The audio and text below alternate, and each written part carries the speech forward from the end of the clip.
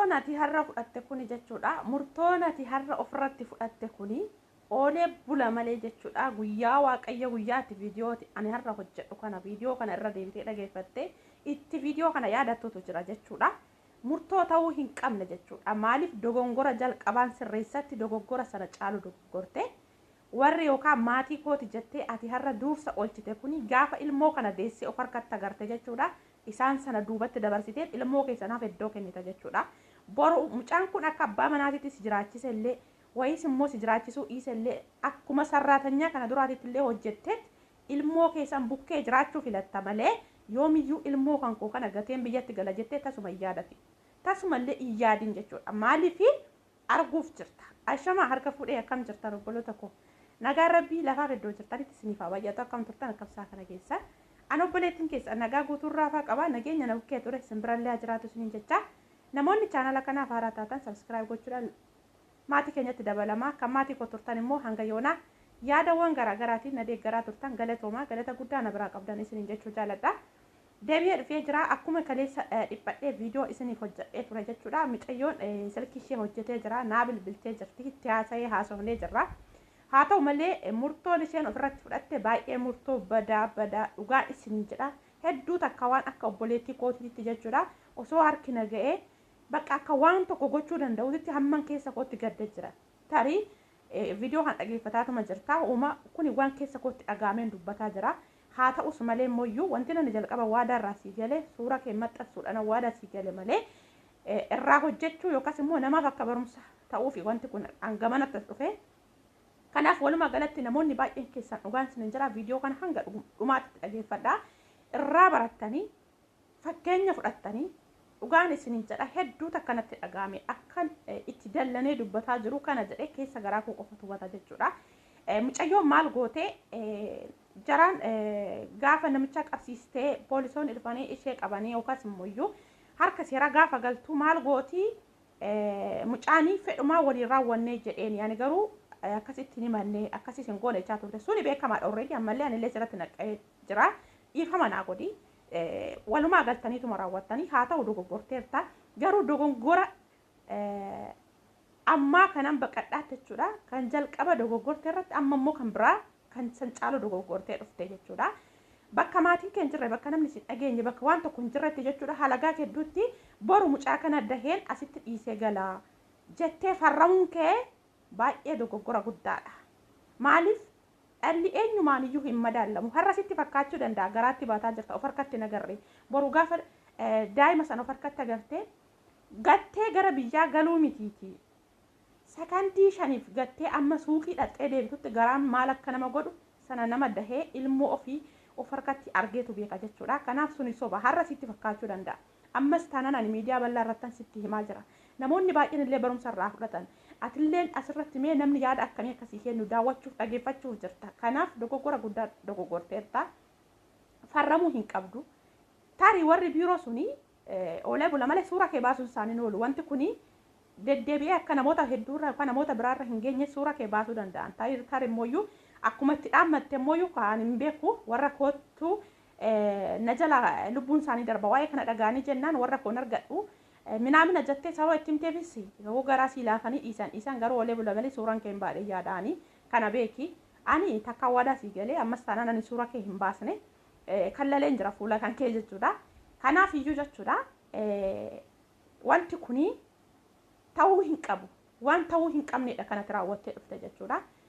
Maaliif jennaan ammas taanaan borus wanta yaada akkas jettu kana yoo sii danda'ama ta'etti namicha kana wajjin jiraadhuti kan biyyaatti dogongorteerta jalqaba waayaan biyyatti gootee dhufte osoo beektu biyyatti maal keessa galtee akka dhufte osoo beektu mucaa kana wajjin ciisteerta. Haa ta'u malee immoo daa'imni uumamee jira hojii rabbiiti.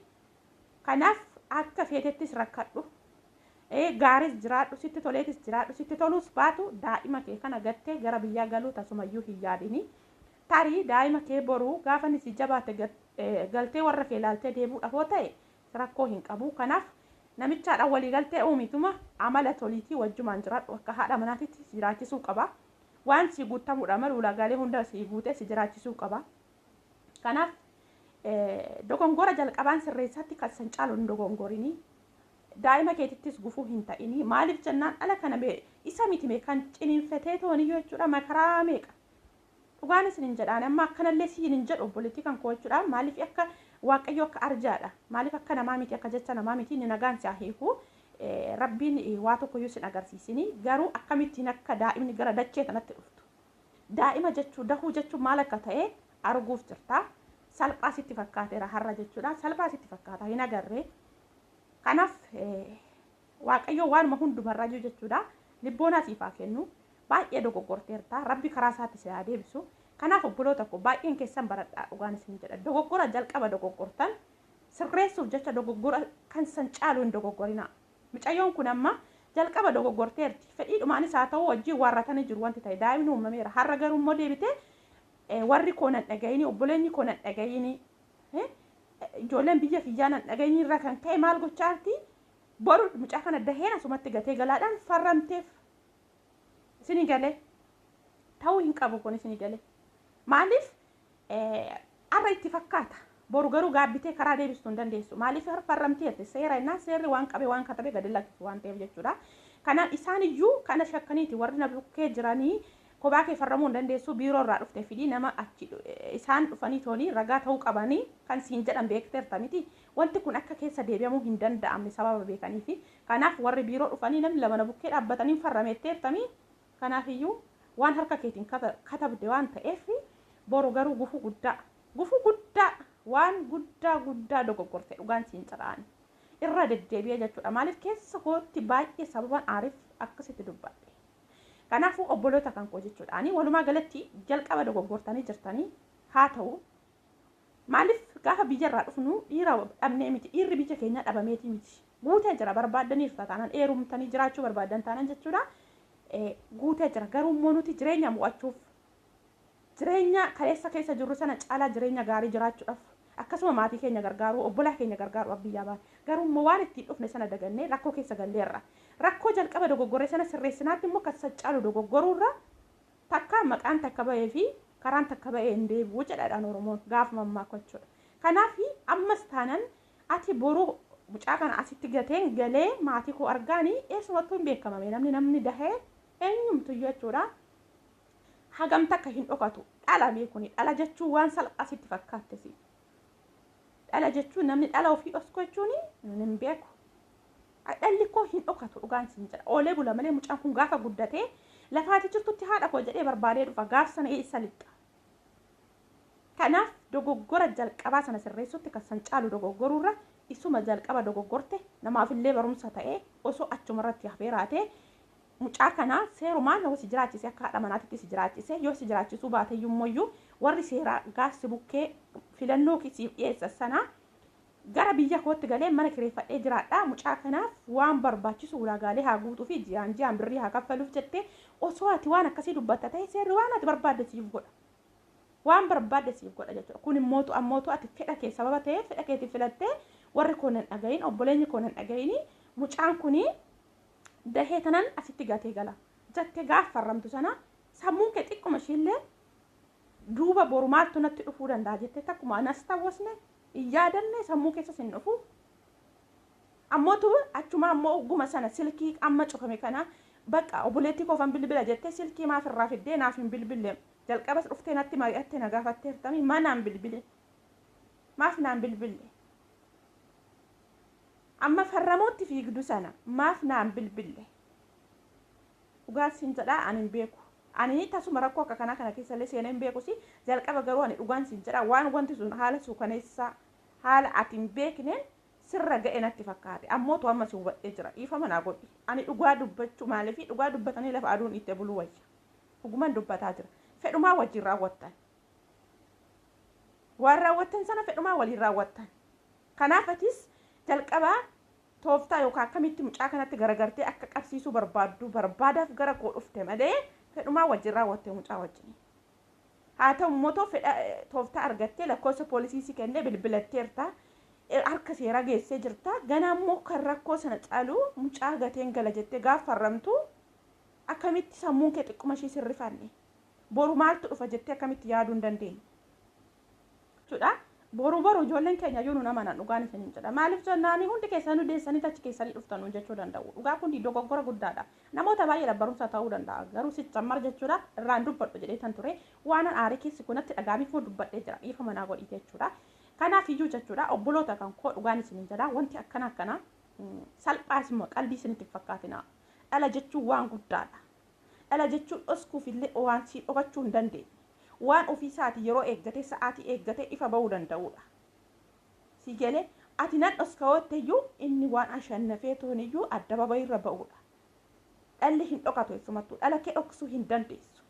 Kun cubbuu guddaadha. Gama biraatiin immoo yoo akka amantaa keetiitti jechuudhaani hin beeku. Akka kootti garuu cubbuu guddaadha. Dhala koo dhoksuurra gaheen gatee galaa jedhee tooniyyuu dhala koo irratti jechuudha. Dhaqee harkaan katabuuni kittuma gatte warruma qoshaashaa keessatti gate sanaan lakkaa'e. Gaaf dhaqee farramtu sana jechuudha akkuma qoshaashaa keessatti gattee namoonni hedduun gandaa yookaan qoshaashaa bakka itti gatamutti gatanii itti daa'imni gurramaa argini akkasuma sanatti yaati. Sanaan garaagarummaa hin qabu. Kanaaf ammas taanaan yeroo qabdaa chaansii qabdaa eenyumayyuu taanaan wanti fedhe yoo osoo ta'ee ilmoo keerraa fagaachuu yaadanii amma kan darbe dogoggorteerta kan dhufu sirreessuudhaaf yaali. Maaliif jennaan namichicha haalaan qabadhu.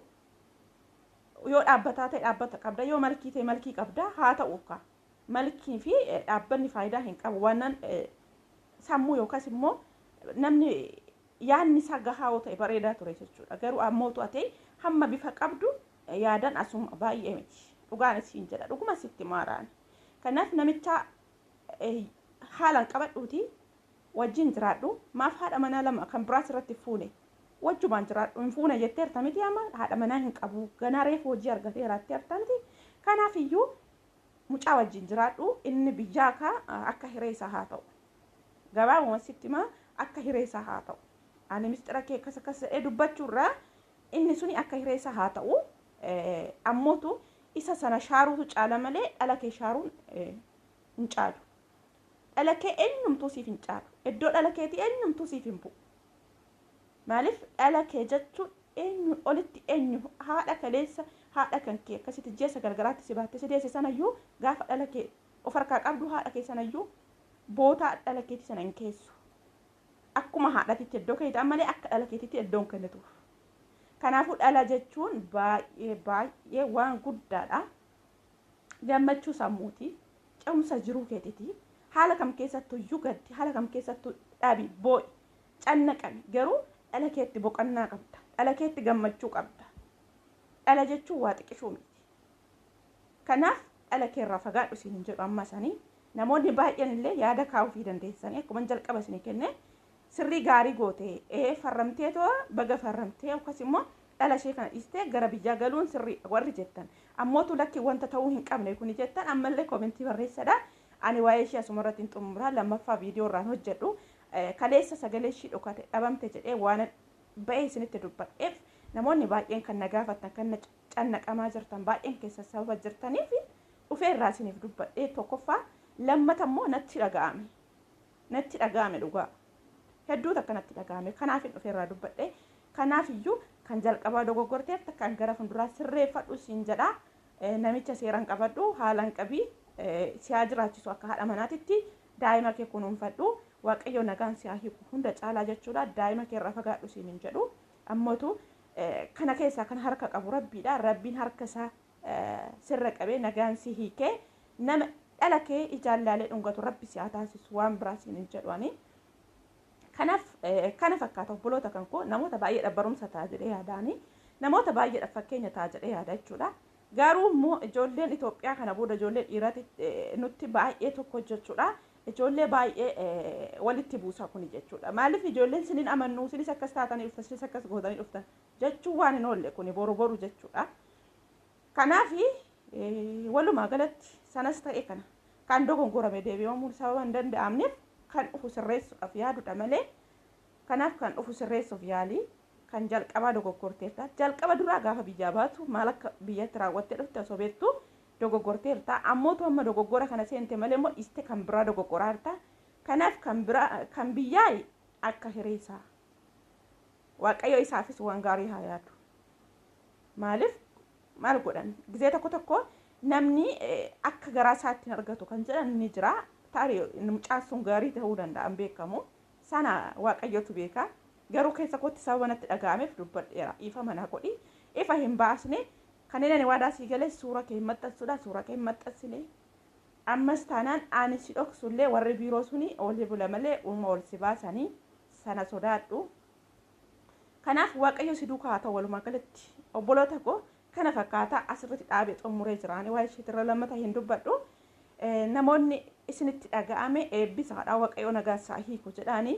Akkasumas immoo namoonni yaada dabalataa qabdan yaada dabalataallee kaafiidha. Mucayyoo sirriitti nama yaada barbaachisuudha. Maaliif dhugaan isin hin jedha amma bifaa fi dhugaan isin jedha amma bifaa ishee jechuudha hin geessu yaada walumaa galatti. Amma bifa ishee hin geessu yaada.